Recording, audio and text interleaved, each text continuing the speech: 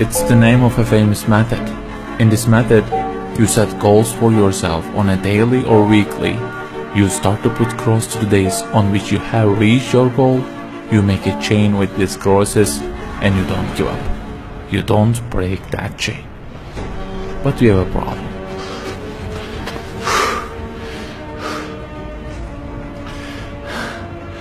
Personal development specialists say that we should have goals.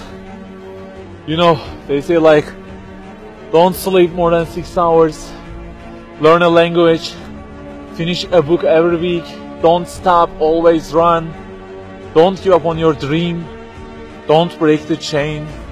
Okay, I don't object to them. I also have a table and put crosses on it every day and go after many goals, no problem.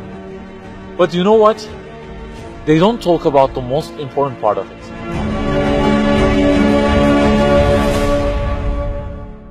Let me give you a simple mathematical example. Try to imagine that you are adding numbers, and imagine that the numbers you have added up to this year is, for example, 35 in total, and you start from this year. For example, you will add 4 in this year, and then add 8 in next year, and it goes on. And there is an unknown time which counts down, and when it ends, you can't add any other number. Okay, you start the addition.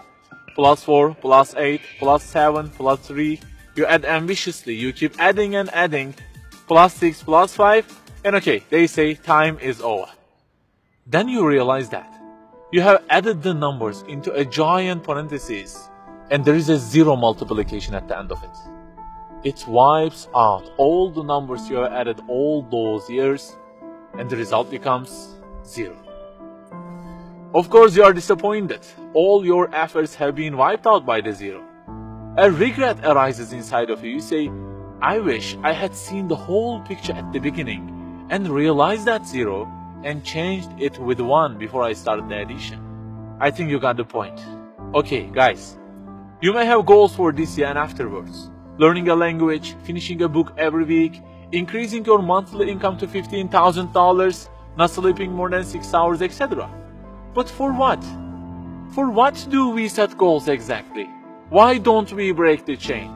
If it is just for a more comfortable or a more respectable life, remember that all this will already be 0 with death. The death will wipe out all of them. The person who knows English will be equal with the one who doesn't know. The one who earns more will be equal with the one who earns less. The one who can reach his goals will be equal with the one who can't. So, if at the end of it, the death will 0 everything, so what is the meaning of adding more numbers with an ambition? It just increases the degree of the disappointment that you will feel. So the logical thing is seeing the whole picture at the beginning. In this life journey, which will end in an unknown time, my first job must be to prevent death from being 0. Well, can I really prevent death from being 0? I mean, since everything will leave my hands and will be lost, is there any other way that would transform them into something eternal? I mean, isn't there any kind of stamp for eternity that would impress all of the things that I possess and say, look, there is a seal on them and you can't wipe them out, okay? They will remain forever.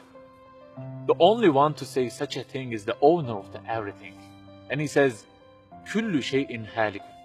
Everything, the languages you learn, the money you earn, the books you read, everything will be perished, إِلَّا وَجْهًا, except their way towards Him.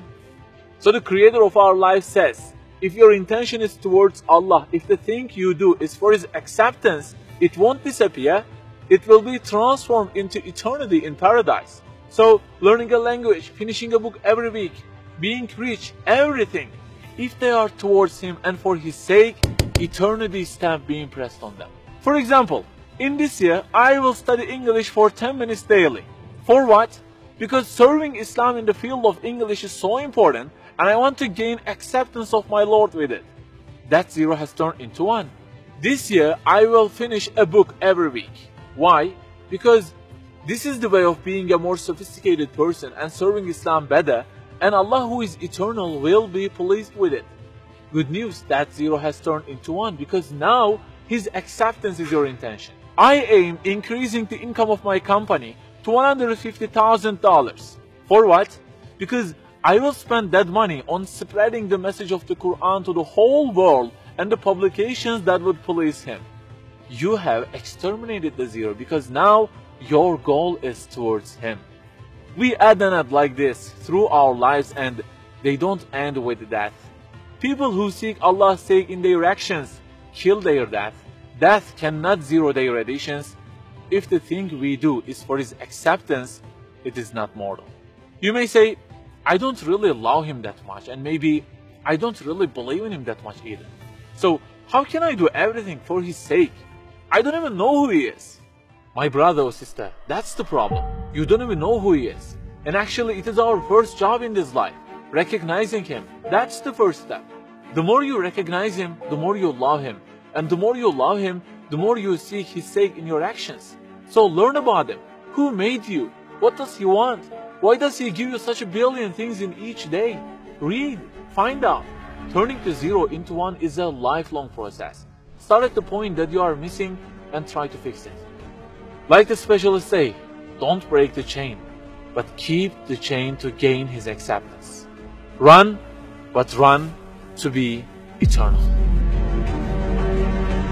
An unknown time counts down, and before starting to add the numbers, the first thing you have to do is to remove that zero.